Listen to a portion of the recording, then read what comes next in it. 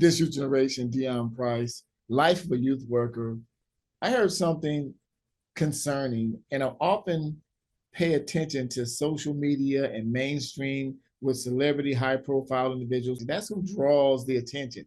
So oftentimes we can learn from high profile examples. Recently, I heard icon NWA superstar, all everything producer Dr. Dre in an interview responded to someone who was criticizing the ill-spirited direction that hip-hop, the young, the new, the current generation of hip-hop, criticizing their delivery, their messages, and how ill-spirited it is. And his response— Dad, let me tell you something. Hip-hop is what it is. Anybody that's talking about the state of hip-hop right now, when talking about it from a negative place, sounds like somebody's grandfather. Okay. This is just what it is. Yes. Hip-hop is evolving. If you don't like it, don't listen to it. You know what I'm saying? I'm keeping it all the way 100 with you. I don't listen to a lot of that, but I'm not hating on it. Yeah. I'm never going to hate on it. Yeah. It's evolving. He was very dismissive. He literally said, we sound like somebody's grandfather. Well, hello, dude, you 57 years old. You probably are somebody's grandfather.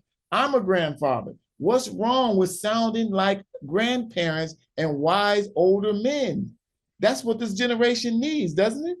For older men to be mentors, modeling, and redirect them and tell these young folks what they need to hear without being in fear of them.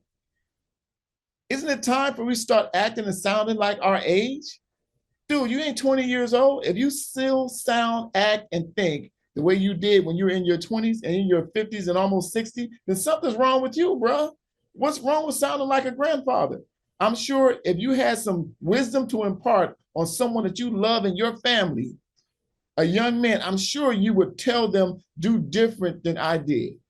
Go this way instead of this way. Go left instead of right. I know you would. So why are you sending this message that don't deterring people from sounding like grandfathers, and at the same time, you're telling these young people, don't listen to these wise older men? That's a mistake.